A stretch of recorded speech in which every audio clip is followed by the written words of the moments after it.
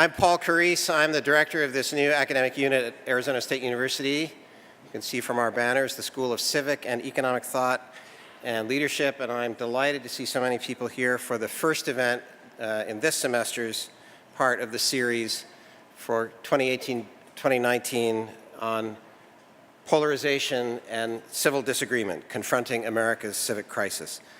This is actually the fifth event in the year-long series, and it includes individual speaker events and interviews, some dialogue events, and we have a two-day conference in February. We're glad to have as our partners two ASU institutions, the Cronkite School of Journalism and Mass Communications and the Sandra Day O'Connor College of Law. This series on polarization and discussing remedies for it is the sequel to our 2017-18 series on free speech and intellectual diversity in higher education and American society. And this year we're editing the presentations from that inaugural series into a published book. As you can see from the cameras, we're also collaborating again with Arizona PBS on recording all of the events in this series as they did for the inaugural series. All the episodes are edited and air on Channel 8 locally and then are archived on the PBS website.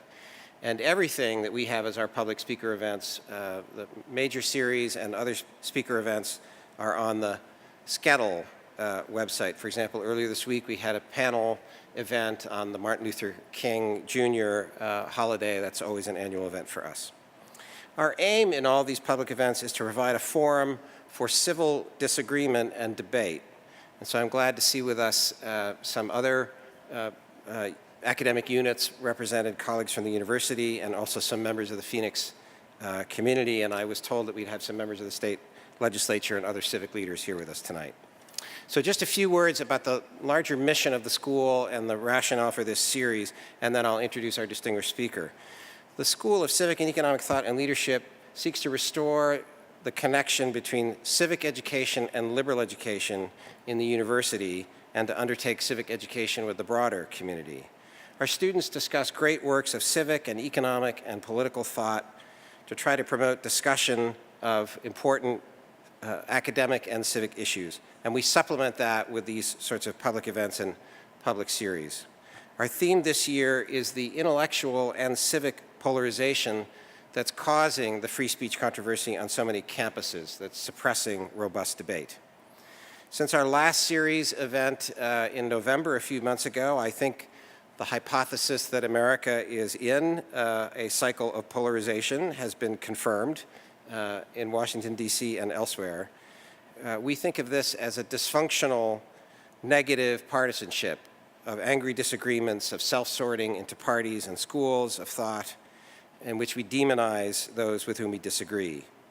These polarized and compartmentalized intellectual, this climate exists, as I said, on many campuses as well. It's both a symptom and a cause of America's broader civic polarization. So our undergraduate program, a new master's degree we're launching, tries to educate students in the opportunities for learning about fundamental ideas, fundamental texts, fundamental debates. And we supplement that with broader experiences, internships, leadership and service trips, and public events like this. I hope you have a chance after the event, if you didn't before, to notice one dimension of that civic education effort. These are three of the items in our Civic Education Classics collection, a partnership with the ASU Library. So we have a first printing of the Federalist Papers from 1788. We have a 1796 printing of George Washington's farewell address. And we have a contemporary printing of Abraham Lincoln's second inaugural address. These and the other items in the collection, for example, for a Martin Luther King event 2 days ago, we had two first edition autographed copies of Martin Luther King's first two books for that public event. This allows us to reinforce the idea of fundamental ideas, fundamental debates as a foundation for educating students to be civic-minded leaders. So that brings me to our speaker. The aim in the series this year and last year was to hear from both liberal, progressive, and conservative voices on important intellectual and civic themes, and we're delighted today to have a leading conservative public intellectual to pick up the dialogue. Arthur Brooks has served for a decade as the president of the American Enterprise Institute, one of America's leading policy institutes. He announced last year that he would be stepping down as the president of AEI, and this summer he begins a new adventure in his life, on the faculty of Harvard University. While at AEI, he has been the Curry Scholar in Free Enterprise, and before joining AEI, Dr. Brooks was the Bantle Professor of Business and Government in the Maxwell School of Citizenship and Public Affairs at Syracuse University, and there he taught both economics and social entrepreneurship. Dr. Brooks is a contributing opinion writer for the New York Times. He's the author of 11 books on topics including the role of government, fairness, economic opportunity, happiness, and the morality of free enterprise. His 2015 book was a New York Times bestseller, The Conservative Heart: How to Build a Fairer, Happier, and More Prosperous America.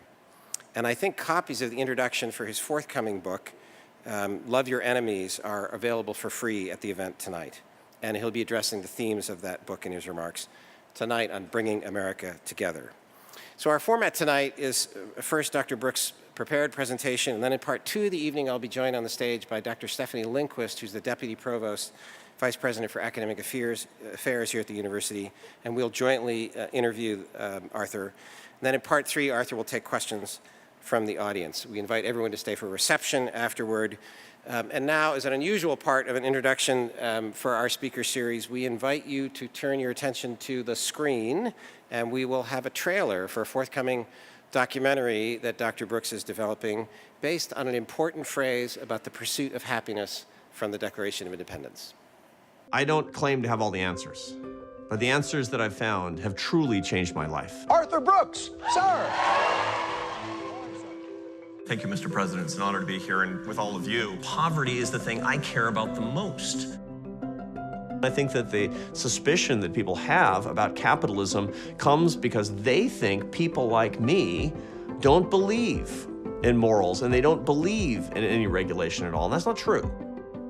Here's the great irony of our times. People in the wealthiest countries in the world are increasingly turning against the very system that's lifted us out of poverty. If India had not adopted economic reforms, there would be 375 million poor people more in the country today. Whatever we got to do to get the American dream, honestly, then that's what we're going to do, you know? The American dream is always predicated on you work hard, you get the right grades, you go to the right schools, and a lot of time, it doesn't work that way. You know, coal goes away. What are we going to do? They didn't think about that. They didn't expect it. They didn't expect it, you know. 2 billion people have been pulled out of starvation level poverty. What did that? Forget per capita GDP. We didn't even have per capita hope. And the markets have given us per capita hope. The real poverty exists when a young man or a young woman grows up with no desire. That's poverty, man. Everyone wants happy life, do not want suffering. You are showing genuine interest, not only money matter, but more wider perspective. I really very much appreciate it. Thank you, Your Holiness. The point of the American experience is basically a moral consensus that our society should push opportunity to the people who need it the most.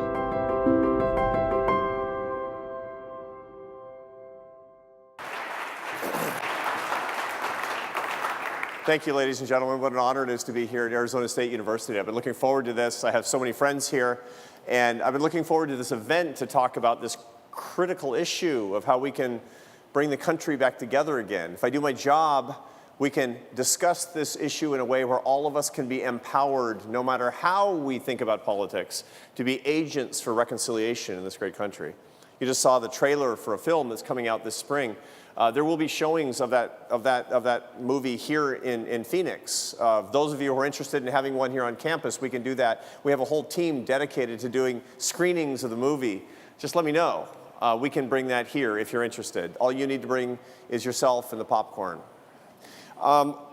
As I mentioned before, I'm so honored to be here as part of this series, this program here at Arizona State University, which is getting attention all over the country because it tries to bring the competition of ideas to a community, really a family of ideas here at Arizona State University. And this university is getting attention all over the country because this is one of the most entrepreneurial higher education places in the world today. Congratulations on being part of that community.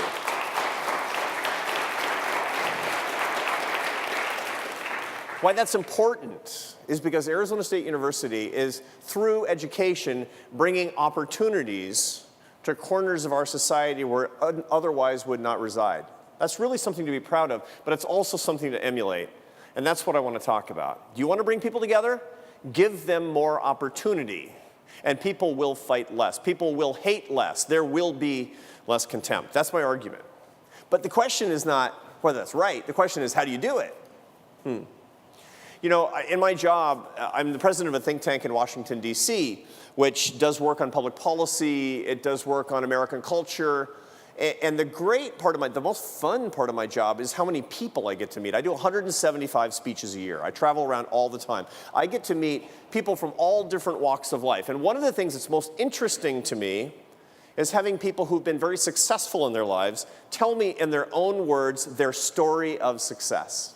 That's what I always ask. You know, my organization lives entirely on philanthropy, so I'm talking to a lot of people who are very philanthropic, and I'll always ask, how did you make it to the top? Tell me in your own words. Well, I was talking to one of the wealthiest men in the world last year. I asked him this question. I've known him for a long time, but I said, I never asked you for you to tell me your story. He said, oh, it's very simple. When I was 12 years old, he grew up in a little town in the Midwest. He said, I was at the edge of town, and there was an apple orchard. And I was on the fence. I was looking up this big, beautiful apple tree full of red apples. It looked so delicious. And the farmer comes up on the other side of the fence, and he says, hey, kid, you want one of those apples? And I said, yeah. He said, I'll give one to you for a nickel. And he said, and I had a nickel because my dad just paid me my allowance. Not very much in those days. He gave the farmer the nickel, who gave him the apple, and he was shining it up, walking into town. And before he bit into it, a guy in town on the street walks up and says, that's a great looking apple, kid. I'll give you a dime for it.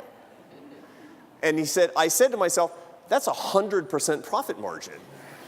And a business was born. He said he took his dime out to the edge of town. He got 2 apples and he brought it in.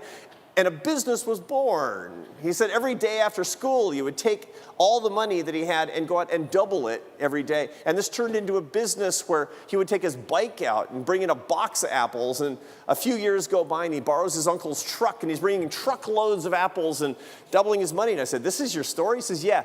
This went on. This is my doubling my money. This went on for week after week and month after month and year after year. And then my father died and left me $100 million.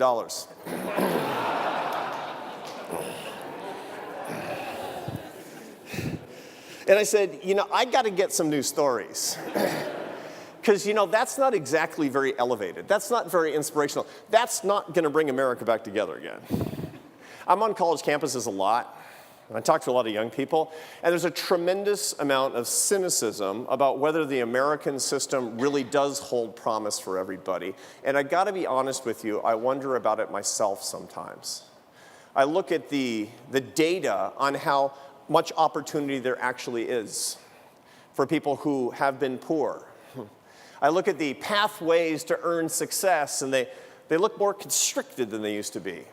I thought to myself, what are the stories that I should be telling if I want to inspire people, if I want to change policy, if I want to change the course of culture, if I want to at least take a try at doing that?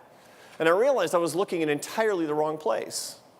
My wealthy friends, that's not the stories that we need, because the story of the American experience, the true entrepreneurial story of opportunity for all, is not the story about going from the middle to the top. It's the story about going from the bottom to the middle. See, that's actually what people want. They don't want to be rich. They'd be fine. They want to be self-sufficient. They want to support themselves and their families. They want to earn their success. They want to serve others. They want to go from the bottom to the middle. And that observation really changed the way I do my work. Why? Because I went out in search of those stories. I went out in search of the secret of how to get from the bottom to the middle. What do those people have in common? What is the secret? And how can we share it with everybody to regain the American experience? I don't care what your politics are. If we can do that together, this country comes back together. Okay. I went out on a 3-year research project to figure out what the secrets to that are. And I found them. And I'm going to share them with you tonight. Why? Because I want you to be inspired by people who've done this with their lives. I want more people to have those opportunities. But most importantly, here's the best part. Here's the real epiphany for me. I learned secrets for how I can be a happier person by talking to people who've pulled themselves out of poverty. It turns out that my rich friends didn't give me the secret to the best life. It was the people who were at the margins of society who gave me the secret to the best life. And I'm going to share 2 of them with you tonight. And if you do these things, money back guaranteed, although this is free, you're going to be happier starting tonight.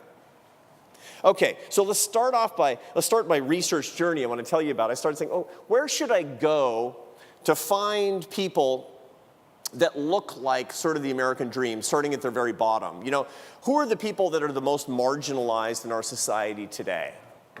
And the place that I went is actually something that's it interacts with something I've been very interested in, something I'm very concerned about, something I want you to join me in being very concerned about in America today, which is the way that we do criminal justice in this country. This is a country that has, at present, about 23 million people walking around who've been in prison, okay? That's not bad, by the way. That's not bad or good. That's just a number. 96% of people who go to prison get out of prison. 600,000 people will get out of prison this year. What do I want you to be concerned about? That these are the most marginalized people in our society today. How do I know that? They have a 70% unemployment rate. More than 50% of people who've been incarcerated will be reincarcerated within 24 months of their release. My friends, that's a disaster. That's a moral failing of our society. That's a disaster for the individuals and for their families and for their communities and for our whole country and for every single one of us sitting in here. These are our brothers and sisters. We're doing it wrong when we see numbers like that. So why am I looking at this? Because, you know, when we think about those of us who are in here, some of you are immigrants, some of you are, if you're not immigrants, you're probably, most likely, the sons and daughters and grandchildren and great-grandchildren of immigrants who really were marginalized. You know, they were ambitious riffraff, and you're proud of that. I love this country because we're proud of the fact that we come from riffraff, right? Those are the stories of people going from the bottom to the middle. That's your story. Everybody in this room is one of these stories. You know, it's funny. They're all different stories, but they have that in common. So I want to go in America today where people are most on the margins, like your great-grandparents. And I find that in the community of people who've been incarcerated. I urge you to join me in seeing them as assets, not liabilities, but to understand that they're at the periphery. And so I want to see in those communities how people have built their life. This is the hardest case, in other words. And if I can crack the hardest case in my research, I can spread it across the population. I started looking at programs that have been enormously successful at people lifting themselves up after they're released from prison. And there's one in particular I've been always attracted to. It's in Houston, Texas. It's called the Prison Entrepreneurship Program. Pretty self-descriptive title. Now, it was started by a bunch of businessmen who went into men's prisons in Texas, and currently it still is in the Texas men's penitentiary system. What they do is they identify 2,500 people that are men who are 1 year away from being released from prison. Now, what does it recognize? One of the reasons that people are unemployed when they get out of prison is because it's hard to find a job if you've been convicted of a crime. So here's the idea. If they can become entrepreneurs, they create their own jobs. It's the American way. Fantastic. So I go to see how this thing is working, and here's the really inspirational thing. I told you, and it is true, that in the Texas penitentiary system, there's a 50% reincarceration rate within 24 months, okay? Half go back within 2 years. People who go through the prison entrepreneurship program have a 7% reincarceration rate. It's phenomenal. No, it's not random. I mean, people self-select into this program to be sure, but there's still miraculously high numbers. 1/7 as many people go back to prison. Fantastic. Okay, so I go in and witness what's going on in this program. These guys are 1 year away from getting out, and they're coming up with these business ideas, what they want to do, what they dream up. And this is not biotech, pharmaceutical firms, and software companies. This is barbecue joints and landscaping companies, real stuff that these guys could be involved with. This is not inconceivable at all. And I see the numbers and I see the success, And then I ask, and I meet some of the guys who started their businesses, but then I ask the founders of the program, so what percentage of the guys start their businesses successfully? It's got to be like 90% or something. And he says, oh, 16%. Like, huh? Wait a second. They're super successful, but they're not starting their businesses. I said, why? He said, because they don't need to start their businesses. It turns out that when they're trained to think like entrepreneurs, they get out of prison and they have no problem finding jobs and they don't need to start their businesses. The explanation he gave me. Now, think for a second about what I just found out. I have this concept. Look, I'm an economist. Don't judge me. And I'm thinking, entrepreneurship is so great. It's all about starting businesses, startup businesses, right? And I go to Houston to find startup businesses, and what I found was startup lives. That, my friends, is the secret I was looking for that I missed this whole time. That was your great-grandparents, or maybe you, is the startup life. If we can find the secret on how people can see the boundless potential within and create a system where we treat people with the radical equality of human dignity that makes it possible, then the startup life is open to everybody, and now we're in business. So I started asking these guys what they did with their lives, how they saw their lives, how they saw the potential and the opportunity, the aspiration that made them so successful. And they all started telling me the same stories over and over and over again. That, my friends, is the secret to the startup life. And I am so blown away by this. It's changing my life. It's changing the way that I live my life from day to day. I got life advice from people who've been in prison. And I'm happier and I'm more successful as a result of it. And I want to share 2 pieces of advice that I got from ex-convicts with you.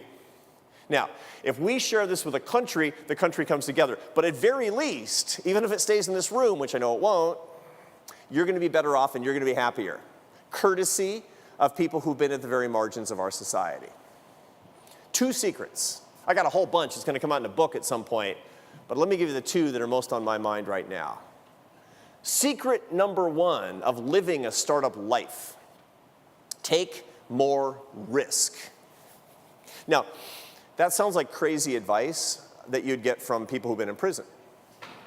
Because it's like, doing criminal things is the most risky thing. It's like super scary, as a matter of fact, but also really, really risky. I mean, with one guy, when you talk to people who've been in prison, they're incredibly forthcoming about the mistakes they've made with their lives. They're not private about it, really. It's like, it's a matter of fact. It is what it is, right? One guy's like, yeah, so I robbed a liquor store that was downstairs from my house. Like, that's too much risk, right? That's too risky. Or, I bought drugs from an undercover cop, the same guy 3 times in a row, right? Way too much risk. So you'd think that the advice that you'd get from people who have been incarcerated is take a lot less risk in life. That's wrong. What they explained to me is that we have a tendency to take too much of the wrong kind of risk, but not enough of the real risks, the things that we're really afraid of in life. It's weird. The guys who are in prison, they'll say that when they learned how to be an entrepreneur with their lives, you know how they used it? By reconnecting with their families, by marrying the mother of their children, a lot of them told me, by getting to know and taking care of their children. They felt like they never had any reason to do that, or that they were afraid to do that. By taking a boring job where you make a commitment to do something that you don't really want to do. These are the scary things in life. And by the way, lest you think that they're so different than us, they're not. I have data that I'm looking at these days, that I'm writing about in my newspaper column, that shows that a fear of risk, I'll talk about this more in a second, is paralyzing people in their 20s today, and the main reason that they're 30% less likely to be in love than people were when they're in their 20s who are now my age. Risk is risk. Entrepreneurship is entrepreneurship. The real kind of risk that scares people is a risk with your heart, which was what the guys in the Prison Entrepreneurship program were unwilling to do. And when they took that step, it enriched their lives tremendously. Now, I want to tell you about a study that explains this. This is a study by an economist. He teaches at the University of Chicago. His name is Stephen Levitt. And you know who he is because he wrote this book called Freakonomics that was this massive bestseller. The study that I'm talking about now is not in that book, however. It's much later. It's pretty recent. It's a study that he did. By the way, why is he so successful? Not because he's just a better economist than anybody. We all can do math and answer questions. The reason he's such a successful guy is because he asks more interesting questions than others. That's the secret to success, is asking really interesting questions. So in this new paper that he wrote, published last year, he asks, how do people make really hard, scary decisions? Okay? We all have them. You all have. At any point, I can look out across the population, and a third of you are struggling with a life decision. You just don't know what to do. Yes is scary. No is the status quo. But you don't know which is right, so you're paralyzed. You're in agony. Maybe it's about your health. Maybe it's about your job. Maybe it's about your education. Maybe it's about your romantic life.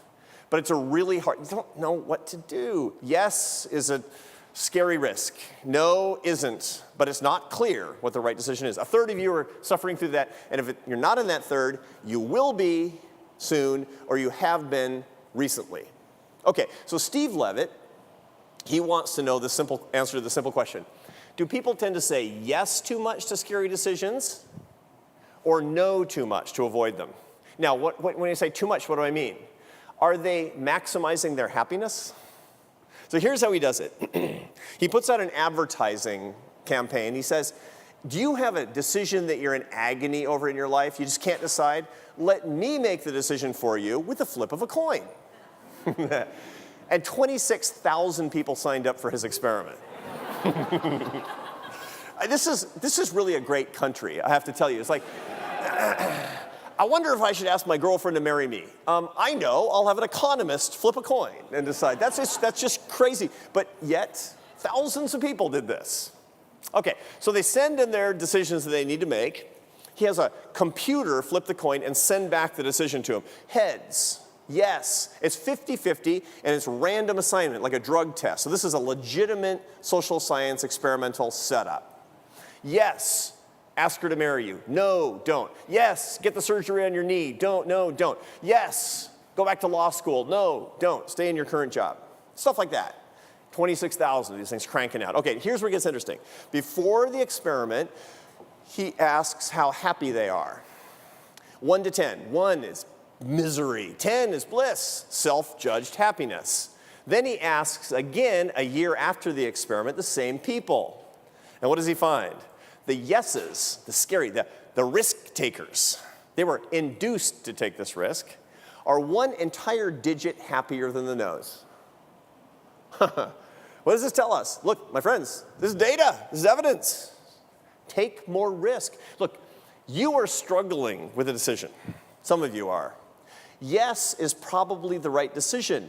That's your life as a startup. That's you being an entrepreneur. I know you don't, and most of it, by the way, 75% of the time people say no, not because they say no on purpose, but because they don't make the decision and the time runs out, which turns into a no. You ever done that? Happens all the time.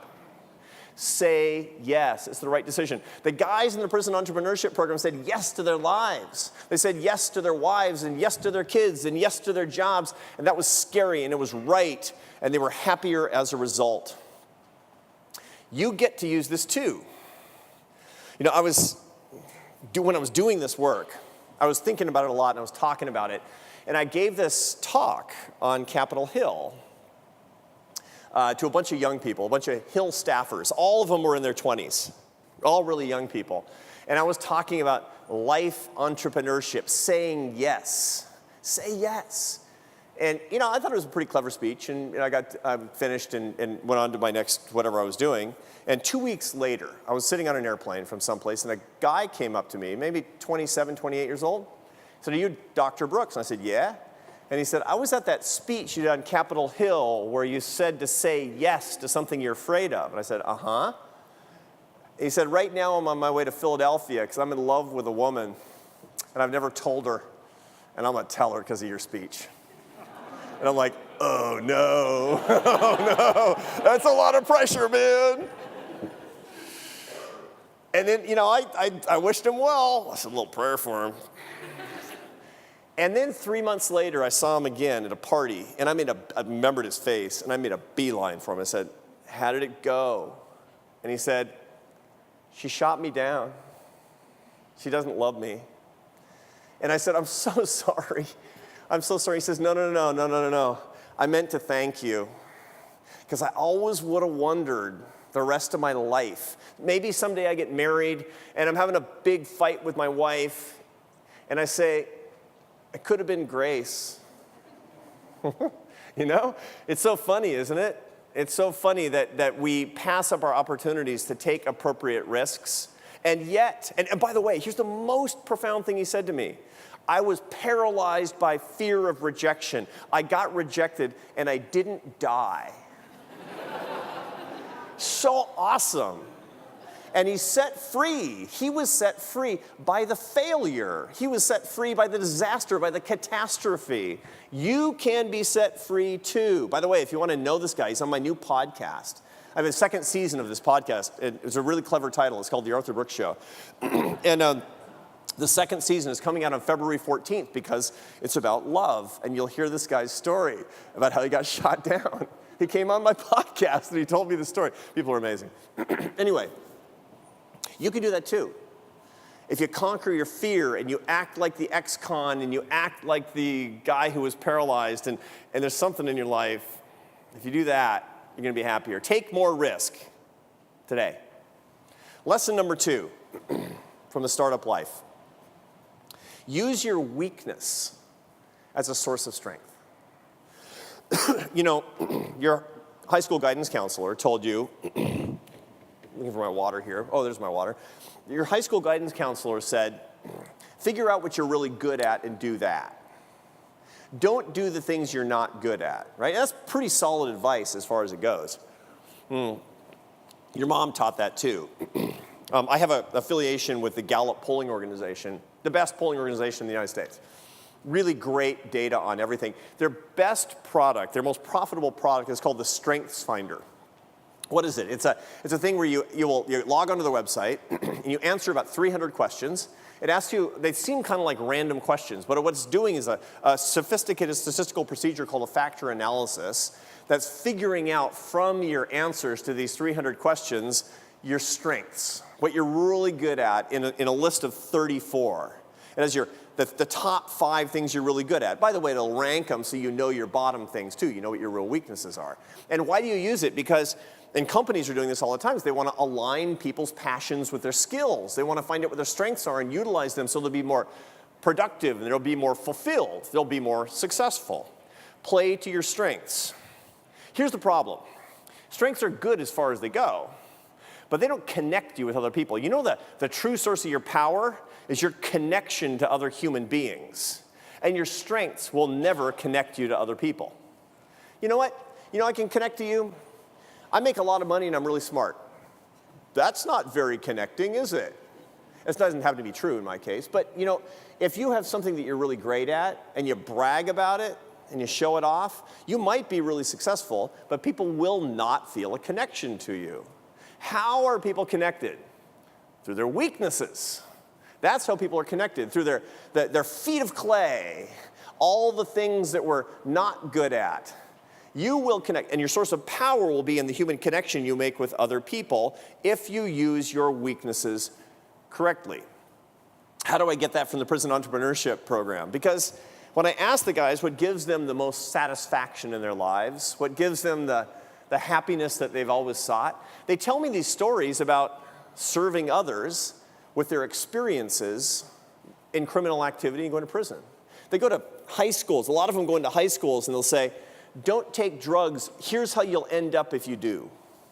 Don't, if your girlfriend gets pregnant, take responsibility, because if not, you'll wonder about it for the rest of your life. Let me tell you what that feels like. They connect to people with their mistakes, with their weaknesses, not with their strengths. And that is the source of their greatest satisfaction. That reminded me when I was hearing this that I've heard lots of stories like this, and there was one in particular that, you know, it was a big turning point for me that I want to share with you. There was a guy that I used to pal around with a little bit. I never knew his true story because, we knew each other, pretty well. He was not a member of the prison entrepreneurship program population. On the contrary, he grew up really rich. He was the scion of a wealthy publishing family. Okay? He was the 5th generation or something. And his path was set before he was going to go to an Ivy League school. He was going to come out, he was going to work in the business. And he didn't want to. He was frustrated by that idea. He wanted to, make his own way, but he didn't know what to do. And so the result was he was just kind of moping and kind of a wastrel. And this friend of mine, he said that he went through college the way a lot of people go through college, although not you, because you're motivated, those of you who are students. He basically partied his way through college. Stayed drunk most of the time.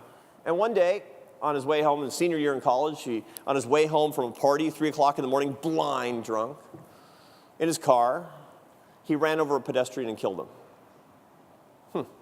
Now, if you're like me, I'm hearing this, I'm shocked. If you're like me, you don't know which you'd prefer to be, him or the pedestrian, because either way, you're cooked, you're done. You're never going back.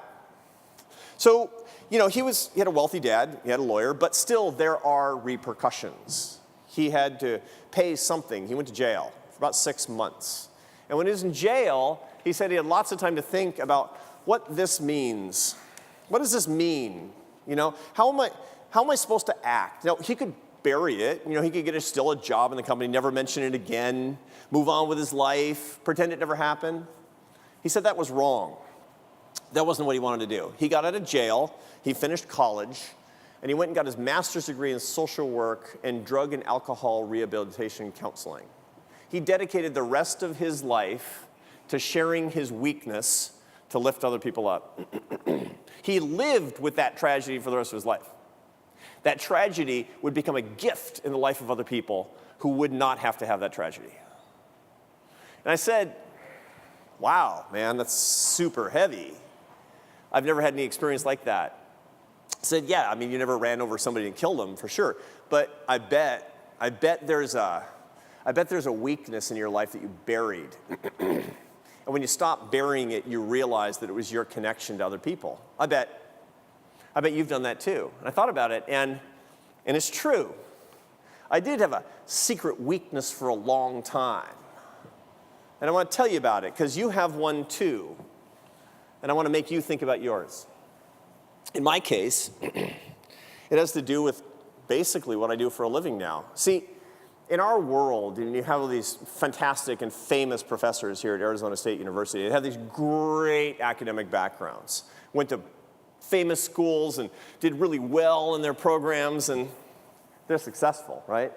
That's not me. When I was 19, I dropped out of college. Dropped out, kicked out, splitting hairs.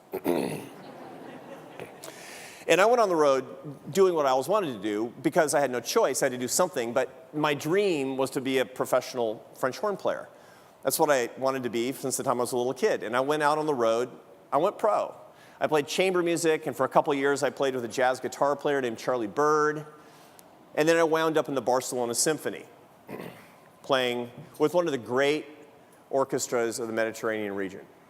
And life was pretty sweet, I gotta tell you, because I really love music. But I always wondered, it always bugged me that I had failed at school. I got nothing against not going to college. I've got kids in college. I have a son who's decided he's not going to college. I don't care. There's all kinds of ways to earn your success. No problem. But for me, the fact that I'd started and kind of failed bugged me. So I decided I wanted to try again, but I had a problem. I didn't really live anyplace and I had no money.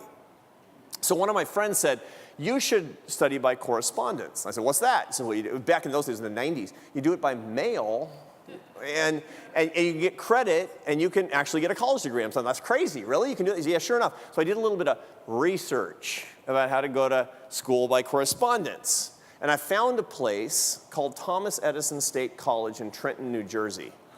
And I enrolled in a bunch of classes. You can take classes in all sorts of different ways at Thomas Edison State College by, equivalency and by exams. And one of the ways that you can do is by correspondence, and that's how I did it. This, by the way, was one of the pathfinding institutions that opened up opportunity for thousands and thousands of people, like Arizona State is doing today. This was one of the early pioneers in this. And I was one of the students, not there weren't that many of them doing it, But I got to tell you, it really captured my imagination. And I studied economics, of all things, for a bunch of different reasons. And I got my economics degree, and I loved it. It was so interesting, and I felt like my mind was expanding. I was hungry. I started when I was 28 years old. I finished my bachelor's degree a month before my 30th birthday, and I wanted more. So I wrote to my favorite professor, a guy I'd never met, a retired guy in someplace in rural Colorado, who had taught me a bunch of economics courses. I said, what do I do next? And he said, you did better in my classes than anybody that I've taught by correspondence. I think you should go get your PhD. And I was blown away. I was frankly filled with a sense of wonder that somebody would see me in this way. I had confidence for the first time in my life about me as a student. So I talked about it with my wife, Esther, and she said, yeah, let's do it. Let's do it. No problem. We can live on my salary. And so I wrote back to the guy and said, where should I do my PhD? And he said, I think you should apply to Harvard. I said, that's nuts. But he filled me with confidence. He said, I'm sure you can get in. I'm sure you can do it. So I wrote my application to Harvard University with incredible care and love and affection. And I took my GRE and I wrote my essays. And I even called, about some apartments in Cambridge, Mass. And I sent in my application. And in 2 weeks, I got rejected. It's just like, no. And the reason, it turns out, in retrospect, is because Harvard is not looking for 30-year-old correspondence school dropout French horn players. That's not their core demographic, right? But I was crestfallen because I had no information. So I said to Esther, I said, I'm going to call him up and see how close I came. And she's like, you're an idiot. Well, I mean, what, a masochist or something? I said, no, I just need more information. How close? So I call up, and I call up Harvard University, the College of Arts and Sciences, and this nice lady answers the phone, and I said, I just got rejected from your PhD program. She said, I'm sorry. I said, no, it's no problem. I just want to know, how close did I come? She says, all right. And she puts down the phone, and I hear her, opening and closing filing cabinets and rustling papers, and she comes back to the phone like 2 minutes later and says, not close. And then I'm like in a panic, I'm bargaining. It's like a stages of death and dying or something. I said, was I in the top half? And she's like, no. Oh, it was horrible. It was horrible, it was humiliating. All right, I got the information. So I applied to a school that was one step down and got rejected. And I applied to a school that was another couple of steps down and I got rejected. Finally, I kept going until I found a graduate school that was not paying close attention and I got in. And I'm in graduate school, and I don't tell anybody about my undergraduate experience, right? Because they all went to these fancy colleges. And they say, so where'd you do your undergrad? And I go, university, and, change the subject. And then I finished my PhD, and I took a college teaching job. And all the way through my academic career for the next 10 years, people would ask where I went to college. And I would it's like, say, Thomas Edison State College sounds super legit, move on. It was on my CV. I never lied, but I never talked about it. All my friends went to Harvard, but I didn't talk about it because I was embarrassed. And then something big happened. In 2008, I became president of the American Enterprise Institute. This is the most academic think tank in Washington, D.C. We hire people who went to Harvard. And I was paralyzed by fear that the Washington Post or the New York Times was going to figure out that the American Enterprise Institute was led by a guy who went to correspondence school for his bachelor's degree. And there was going to be a big story like AEI is being led by a hack, by a patsy, by a loser. It's just my ego, right? But it could happen. I mean, this is a tough world. It's politics, man. It's Washington, D.C. So I never told anybody. Zipped it. A year or so goes by, and I hired this scholar, because we have 280 full-time people. It's a big place. And I hired this scholar to do work on the economics of higher education. It's a subject I'm really, really interested in. And we need somebody who could do a set of exposés, of really scholarly exposés, because this is a sector that's all messed up. There's too much debt, and people don't finish, and there's not a good competition of ideas because people don't really want to mix it up. We got to fix this thing. This is the engine of American opportunity, and it's not working right. So I hired this guy. And now at AEI, for you to understand, it's like a university. I don't tell anybody what they're going to do research on. I hire geniuses, And they figure out what they're going to do work on. Complete academic freedom. This guy, his name is Andrew Kelly now. He works for the University of North Carolina. And so I brought him into my office and said, Andrew, what's the first thing you're going to do research on? And he said, I've always wanted to do an expose on fly-by-night correspondence schools. So now I got a problem. You know, I was worried about the Washington Post and my own scholars on my trail. I don't say anything, though. I'm being cool, because maybe nothing happens, right? And a month goes by, and I get an email from him in the middle of the night, midnight. Hey, Arthur, I'm on the website for a place called Thomas Edison State College. And you're not going to believe this, man, but they're claiming you're an alum. So you got to get that cleared up. So jig's up, right? I'm in trouble. And I'm talking about it with Esther. I'm super nervous. I said, honey, I don't know what to do. And she said, you know, go big or go home. I think you should write about it in the New York Times. Why? Because Thomas Edison State College gave me my shot. If it hadn't been for that, because it was, you know, I wrote about it in the New York Times, and here's what I said. It's called My Cheap, Valuable College Degree, where I described that I got my bachelor's degree for $10,000 in today's dollars, including the books. Also including a sticker for the car, which I didn't put on the car because I was embarrassed. Right? $10,000. And if it hadn't been for that, I wouldn't have had my shot. I wouldn't have gotten my PhD. And I wouldn't have gone to Syracuse University. I wouldn't have been at AEI. And you know what? I wouldn't be here tonight. That, and I got a great education to boot. It was interesting, and it was fulfilling, and it wasn't a cheesy thing at all. It was nothing fly-by-night about it. It's a great institution, as is Arizona State University. That's important. Okay, so I wrote about it, and I waited for the denunciations to begin in the Huffington Post or the New York Times or something. What a hack, what a loser. And you know what? It didn't happen. I started getting hundreds of emails from people. I went there too, and never told anybody. Thank you for writing that. It's one lady writes me, and she says, my son is 31 years old, and 10 years ago he dropped out of college, and he's really struggling. And I showed him your article, and I think he's gonna sign up at Thomas Edison State College. Thank you for giving my son a second chance. And here's the epiphany from that. I had been running away. I have dedicated my life to equal opportunity. The reason I'm at AEI, the reason I'm here, is because I believe in this dignity that's equal across all people and the limitlessness of human potential. And I wanna push opportunity to the people who need it the most. I'm dedicating the rest of my life to this goal. And there was one thing that connected me to the people truly at the periphery of society, which was my education, and I've been denying it for 20 years.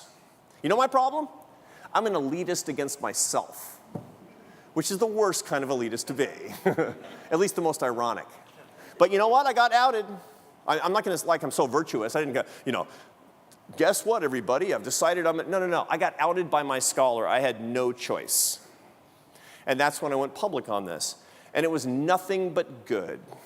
Nothing but, that's what connected me to other people. That has changed my research such that I'm always about now people at the margins. I believe that our moral goal, our examination of conscience before we go to bed as scholars and as people of good faith should be, did all of my work go for the benefit of people with less power than me? The answer is no. You're wasting your time. The answer is yes. Get a good night's sleep and come back ready to fight. And that's what I tell my scholars because of that experience. Look, my friends, these are lessons that I learned from people at the very margin of our society, and that you can learn them too. And I guarantee you that if you think about these things seriously and carefully, it'll change your life. And I know that because it changed mine. This is also the way that we can bring the country back together again, because recall what I'm telling you, that people at the periphery are the greatest resource that we have for understanding us. As such, it's not them. It truly is a community where we're all brothers and sisters. Work on that with me. Be a warrior for that with me, and let's watch magic start to begin. Let me finish the story, and then I'm going to finish my talk. Because I didn't give you the ending of the Thomas Edison story. One of the calls I got was from the president of Thomas Edison State College. And he didn't know. He had an alum that was running this think tank in Washington, D.C. And he said, I would like you to be our commencement speaker. This is by 2013 at this point. and I want to give you an honorary doctorate. And I thought to myself, what's graduation at a correspondence school going to look like, right? It's like a bunch of guys sitting around a table? I don't know. Like in a conference room? I don't know, right? But I said, yeah.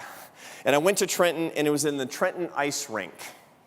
And there were 5,000 people screaming in the stands. And people were crossing the stage by the hundreds. They were first generation. A lot of them had been poor. Many of them were active military. Many of them were immigrants. Many of them had not spoken English for most of their lives.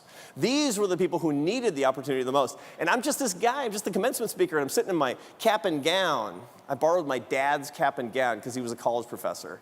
And I was watching this, and I was in awe of these people. And I was truly, truly proud that this was my alma mater and that this was my community.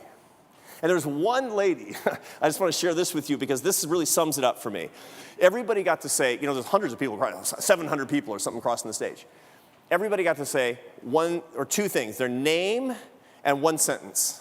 That's all you had time for. Then take your diploma and off, right? And I was watching this one lady, she's like 45.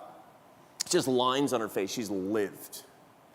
And she gets her diploma, and she says her name, and she says, for this moment, I just want to thank my 5 children and the living God. And I thought, that is a startup life. That's the entrepreneurial story. That's the story not of the billionaire, but of the person who really built it. That, my friends, is the true American story. Bring that to everybody and watch this country come together. God bless you and thank you.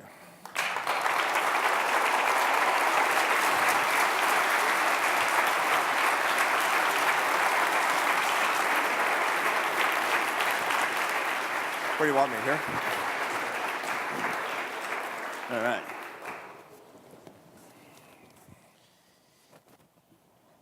Thank you, Arthur. So now I'm joined on stage, as I mentioned, by Dr. Stephanie Lindquist, who is ASU's Deputy Provost and Vice President for Academic Affairs. She's also a Foundation Professor of Law and Political Science at the university. Prior to joining ASU just a few years ago, she was the Arch Professor and Dean at the University of Georgia School of Public and International Affairs. Before that, she was the Interim Dean, Associate Dean for Outreach, and Associate Dean for Academic Affairs at the University of Texas School of Law. Her scholarship focuses on the U.S. Supreme Court, on constitutional law, administrative law, including a book entitled Measuring Judicial Activism. She also clerked early in her career, very distinguished clerkship in the U.S. Circuit Court of Appeals for the Third Circuit in Philadelphia with Judge Sirica. And she's also been a research associate at the Federal Judicial Center in Washington, D.C. She also has been a friend of this, talk about risk-taking, she's been a friend of this school since its embryonic stage back in 2016 and 2017. And she's been on the planning committee for our signature speaker series in our first year last year and also again this year. So thank you, Stephanie, for being with us. So I'm going to start with, I won the coin toss. So I'm going to ask the first question. The pursuit of happiness, as you mentioned it, is an economic concept, but also a moral concept, as you've said, right, about equal dignity of human people. So the paradox of that is that free entrepreneurial economic activity within a free political order is about competition. So how is it that a competitive, striving moral and political order could reduce the bad kind of civic disorder, anger, contempt, dysfunction? Yeah. Thank you for that, and thanks to all of you for the really warm welcome I got here. Competition is something that is always awkward to talk about, and the reason is because we like it, especially when we win it, but we're worried about it because it makes it sound like it creates a society that has winners and losers, and that doesn't seem just to have winners and losers. I'd like you to join me in thinking differently about competition for a second. How? You know, competition is at one of the great philosophical epiphanies over the past 300 years is the idea that competition is not a bad thing and doesn't have to set people against each other. We certainly don't think that competition creates enemies in sports. On the contrary, we want really vigorous competition. You don't want if you're a Yankees fan, you want to beat the Red Sox, but you don't want to blow up the Red Sox bus on the way to the game. That's not competition. That's actually shutting competition down. Competition is good in sports. By the way, it's also good in politics, isn't it? That's called democracy. Nobody likes uncontested elections, but that means competition. We like that. And one of the many wonderful things that I'm so grateful for to live in the American system is that when you lose, you generally abide by the results.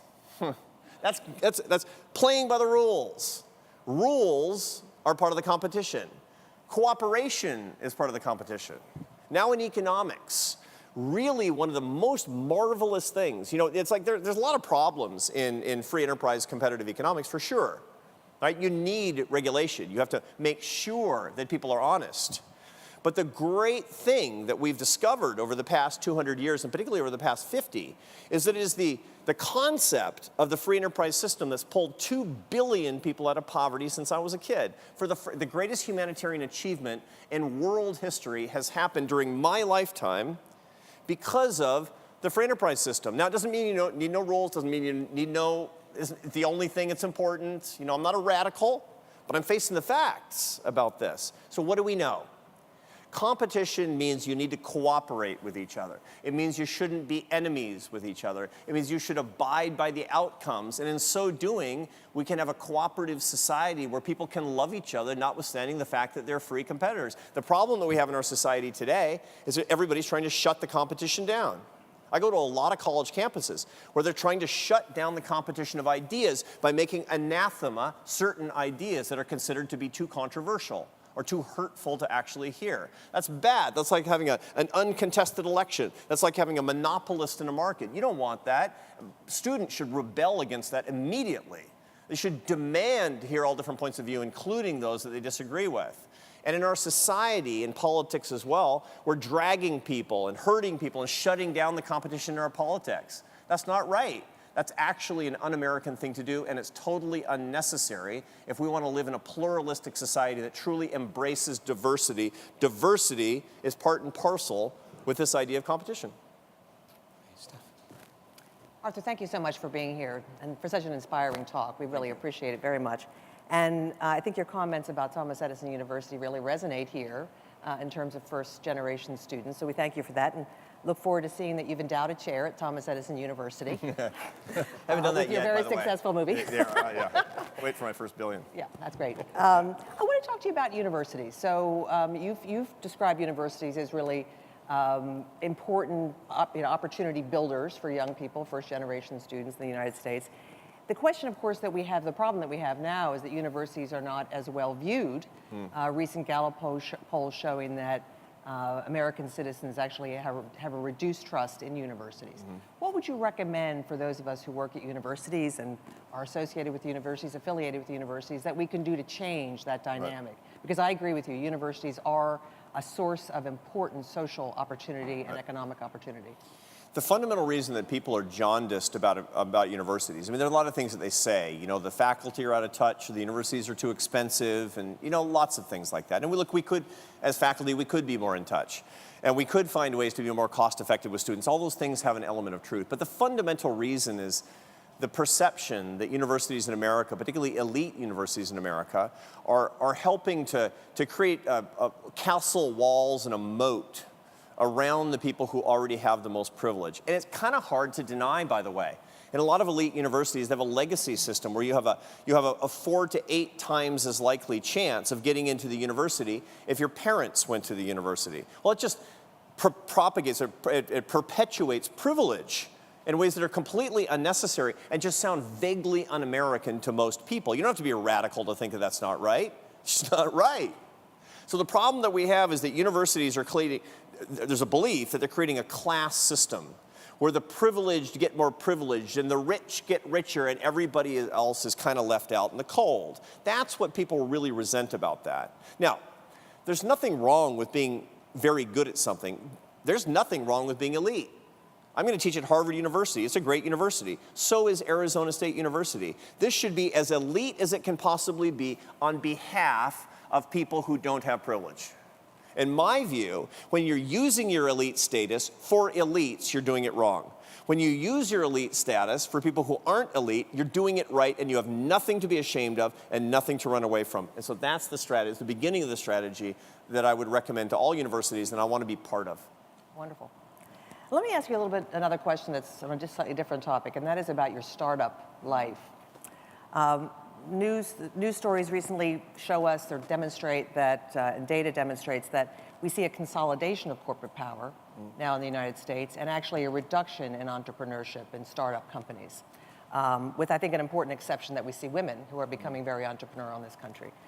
But how do you reflect upon that dynamic, and what can be done to change and reverse it such that the startup life can actually be meaningful for many people, many more people, in terms of starting their own businesses? Yeah, that's a great question. It is true. The data are kind of discouraging. They're encouraging among women because they're simply catching up a little bit. But the new generation, particularly millennials, they're tending to do startup businesses at lower rates. And that's really quite alarming. A lot of this is a knock-on effect of the financial crisis, of course. There's a long tail that comes from financial crises, where there's not just the reality of less opportunity in markets, but the perception of less opportunity in markets. And that leaves sort of leaves cultural vestiges that are pretty destructive. So we see a lot of that. So we have a responsibility, in fact, an opportunity to try to change culture, to encourage, to create incentives for people actually to be more active as entrepreneurs. But fundamentally, I think we have the opportunity to change toward more of a culture of entrepreneurship. Startup businesses are downstream from startup lives.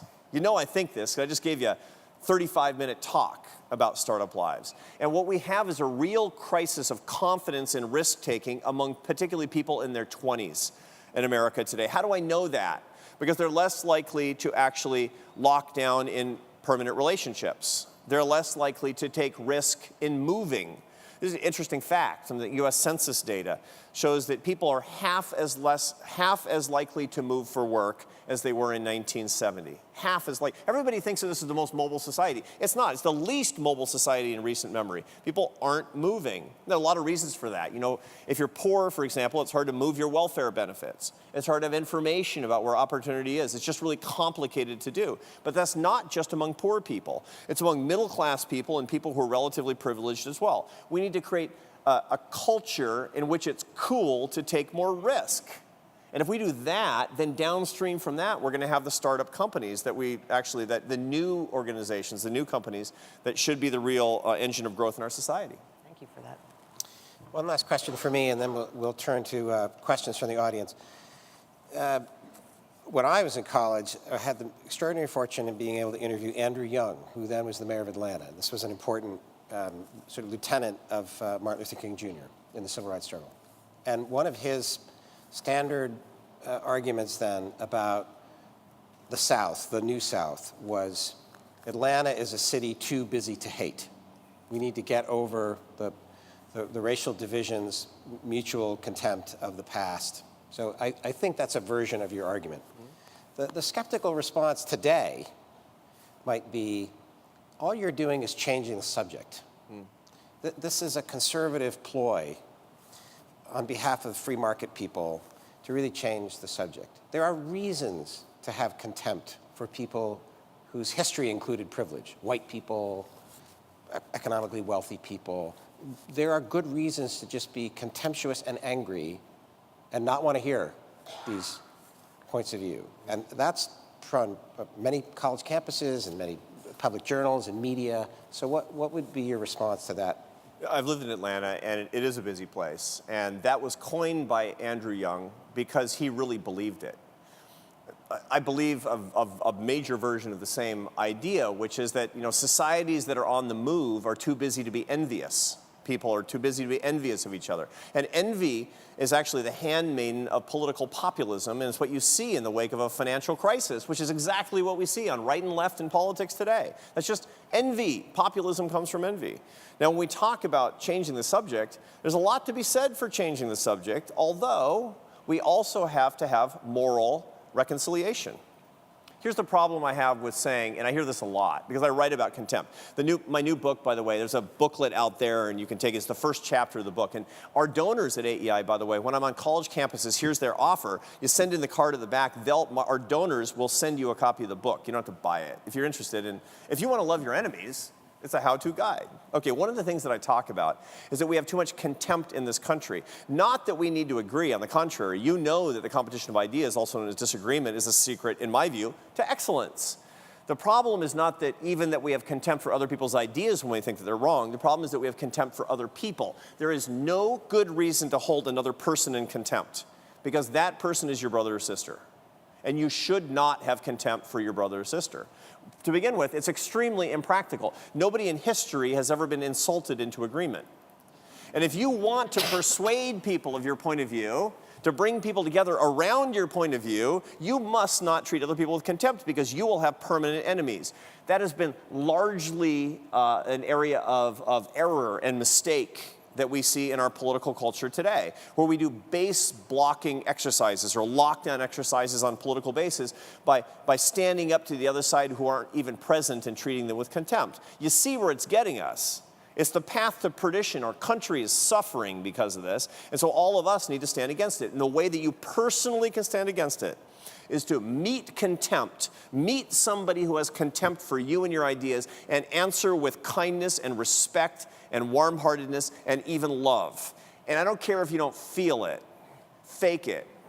Because if you do, it'll start to change your life. And I guarantee you, if you read this book that I just wrote, I've got experiment after experiment that shows that if you do this, your heart will change, and you've got a fighting chance of changing somebody else's heart too. And there's nothing that's more satisfying than that.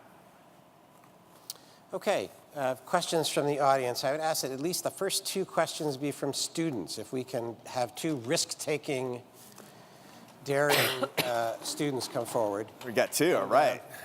Those of you who've been to our events before, we asked two basic principles about brief questions. Please be brief and do make it a question rather than a statement. My question relates to the political tribalism in our modern day society, how they're more enemies instead of agreeing to work together and pass bipartisan bills. Do you think that creates more no's than yeses in opening doors and new chances for the society? Thank you for that wonderful question. I love that. You know, the tribalism that we find absolutely is shutting doors, and it's creating a culture where we actually can't see other people who disagree with us as fundamentally having more in common with us than less. And this is basically, the reason for this is because we've gone from a common story, and by the way, any two people in here have common stories. I'm not talking about the common American myth. I'm not talking about George Washington and his cherry tree. I'm not talking about any of this stuff. I'm talking about the stories that the human stories that we have of love and of family and of friends and of work and of faith. Those are the common stories. The problem is that we've started to get rid of stories, and we've started to use identity.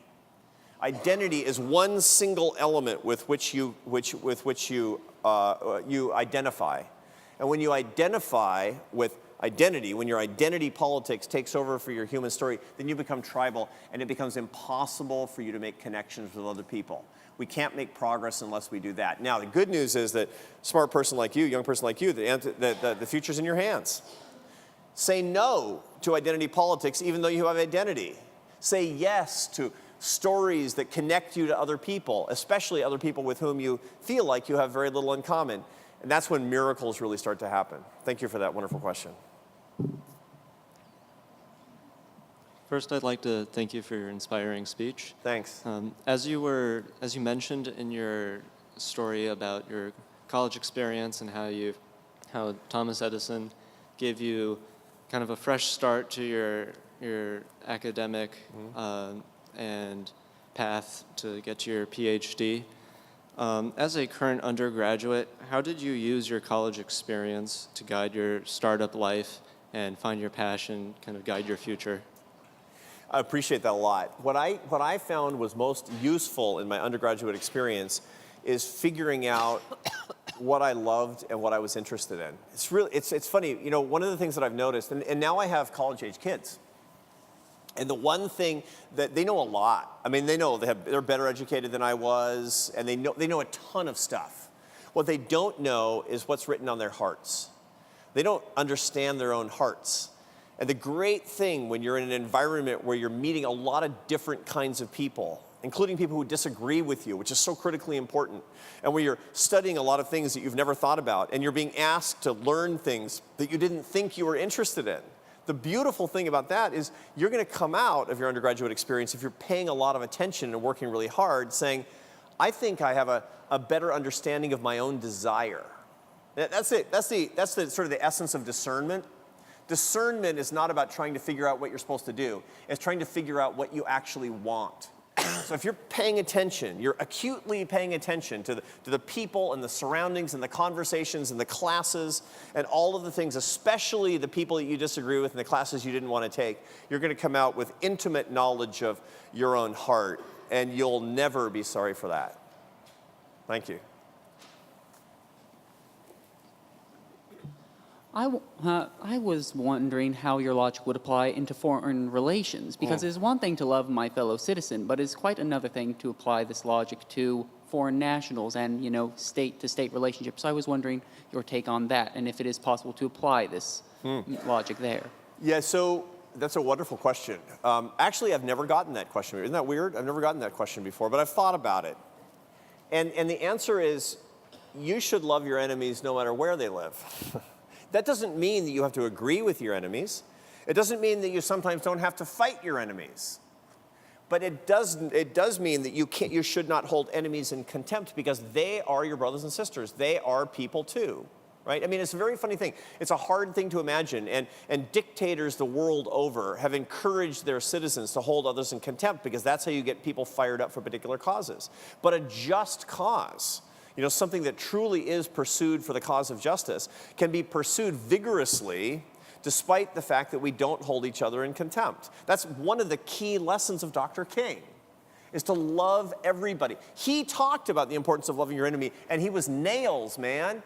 He was super tough. He was giving no quarter to people who stood against the civil rights movement. And that is an example for all of us, and in foreign relations as well. You got to do hard things. You got to stand up for your country.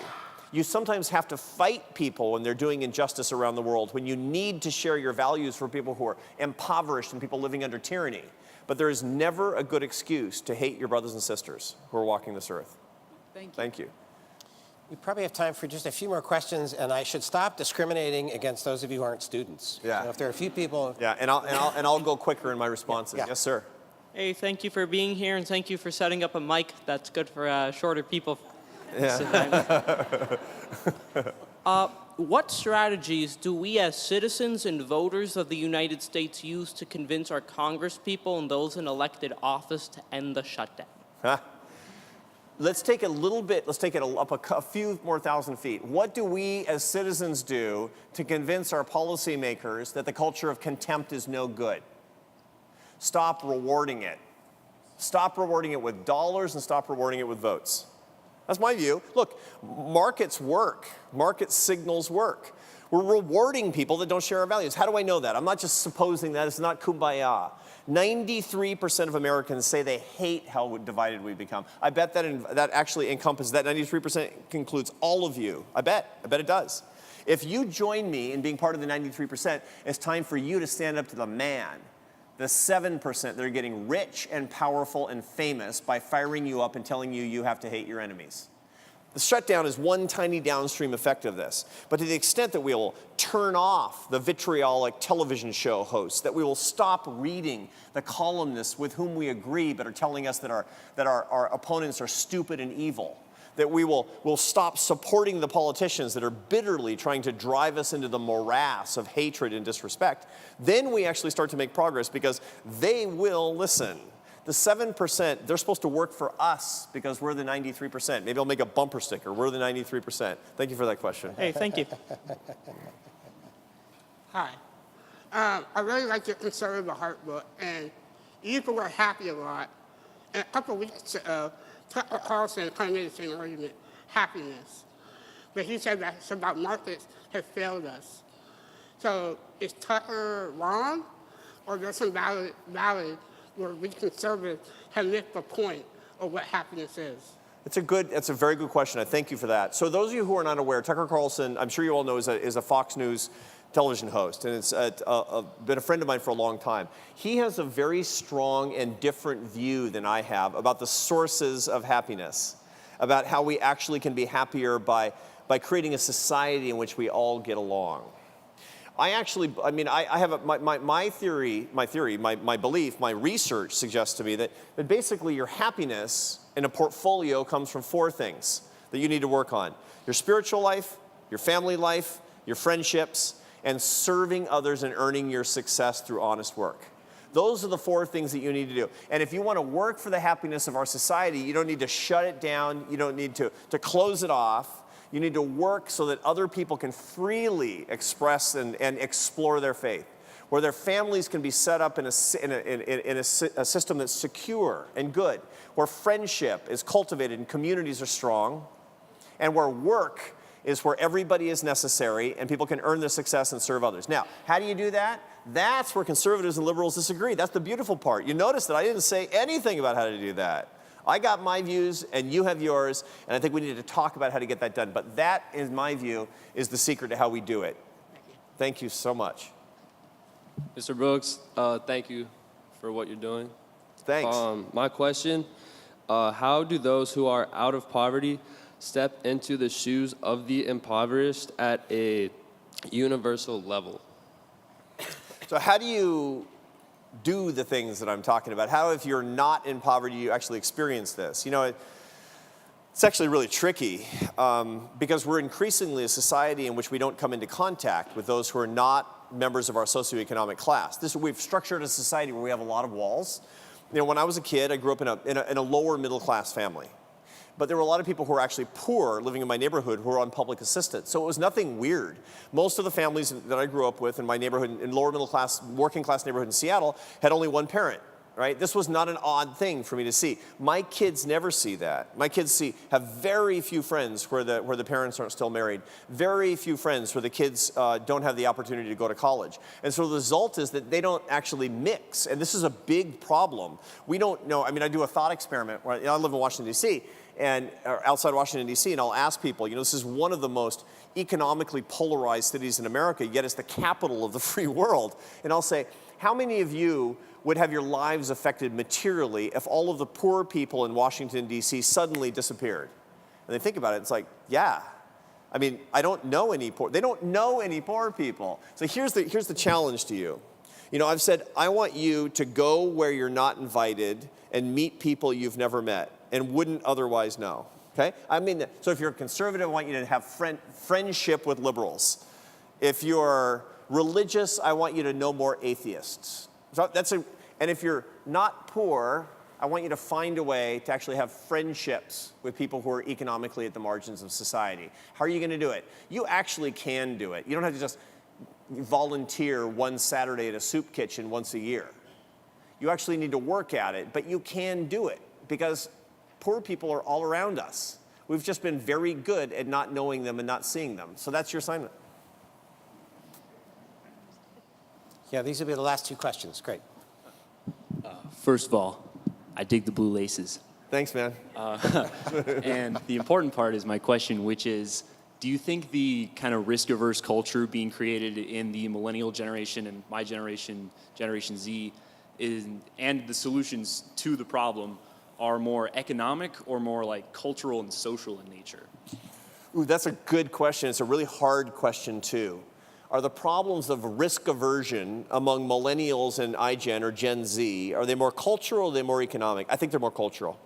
I think now, economics has an endogenous effect with culture. And when people are afraid, that's what actually changes culture. But basically, I think that the culpability, the fault is people my age. How do I know that? Because we have become a culture that's protected people in a way that's hurt them. I have a friend, his name is Jonathan Haidt. He wrote a very important book called The Coddling of the American Mind. I've been working with him for years and years and years and years. And he does an experiment where he goes into audiences and he'll say, everybody over 40, think about the age when you first went out of the house and ran an errand by yourself. Like walked to school, went to the drugstore for your mother, whatever. And it's always like 6. Now everybody under 30, and it's like 14. Why? Because of people like me. I don't want my little girl to go out of the house. She's not a little girl. She's turning 16 this year, my youngest child, and I protect her too much. Okay, and then the downstream effect of that is they get to college, and we have safe spaces and trigger warnings, and we don't want people to be exposed to alternative points of view, not because we're radicals, not because we're bad, but because we're worried, because we're afraid. You'll be somehow harmed by hearing ideas that are anathema to your worldview. And what do we expect? You get into your 20s and you're afraid to ask a girl out on a date. What am I expecting? I didn't let you go out of the house until you were 14, and I made sure that you didn't hear an opposing point of view because I didn't want you to have some sort of quarrel while you were in college. So this is the key. We wrecked you. It's your responsibility to take your culture back and to take your life back. And the way you're going to do that, people coming out of college, they have the social equivalent of a peanut allergy. So expose yourself to the pathogen. Make a list of 5 scary things and march through them this year. Not like boring scary things. Like, I'm going to bungee jump off a bridge. That's stupid, right? A scary thing like, I'm in love with you. Do that, and let's see what you're made of. And the beauty of it is, you're going to get shot down maybe, and you're going to get rejected maybe, and you're going to be much stronger, like the guy I talked about. And that's the only way you're going to take your culture back from people like me who protected you too much. Thank you. I'll try my best. Do it.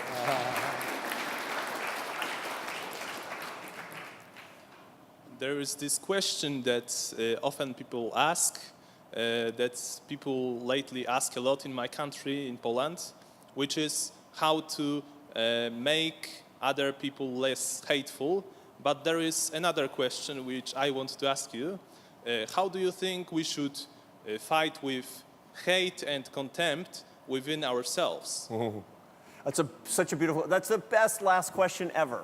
I love that. I asked the Dalai Lama that question when I was making the film you saw the trailer for. I said, Your Holiness, we're very close friends. We have been for 7 years. We've been doing projects together, and we're starting a book together, and I'm excited and I'm happy. We've written together in the New York Times. I see him 2 times a year. He's a wonderful man. He's wise and he's full of love. And I said, Your Holiness, what should I do when I feel contempt for another person? What should I do? And he said, you should show warm-heartedness. And I thought to myself, you got anything else? Because, that sounds sort of weak. But then I thought about it. Those of you who don't know the Dalai Lama is the leader of the Tibetan people. He has been so since he was a teenager. He's now 83. He was exiled when the communist Chinese rolled through his country and kicked out the Tibetan leadership with naked military aggression, such that they could take over the Tibetan resources, largely the headwaters of the major Chinese rivers. 6 million Tibetans, a country at the time of 1 billion Chinese with the world's largest army. No chance. Sent into exile to be disappeared and forgotten. That's what aggressors always do to the victims. And he went into exile into Dharamsala, India, where he currently lives in the Himalayan foothills, and he started praying for the Chinese leaders. Not that they would give him back his homeland, but rather that they would live good and happy lives. That is not weakness. That is pure strength. Here's my challenge to all of us tonight, especially to me. Are you strong enough to answer hate with love? It's super easy to answer hate with hate. You get contempt, go onto any social media platform. They're all contempt machines. Say anything even remotely political, you will be treated with contempt. What are you gonna do? What are you gonna do? You're gonna do the weak thing of answering contempt with contempt? Or you're gonna show your mettle, you're gonna show your strength, you're gonna show how tough you are by answering, no matter how you feel, because I know what's written on your heart is not the love at that particular moment, but answering hate with expressions of love will make you into a strong person, and I guarantee, here's my guarantee to you, the last thing I'm gonna guarantee to you tonight, it will change your heart and maybe the other person's too. And you get to do that. That is my closing opportunity statement to you. Find contempt in the next 24 hours and answer it with love, and your life is going to change a little bit, and the world will even change a tiny bit as well, and you'll be the reason, and we'll bring America a little bit back together. Thank you very much. Thank you so much. Thank you, Arthur.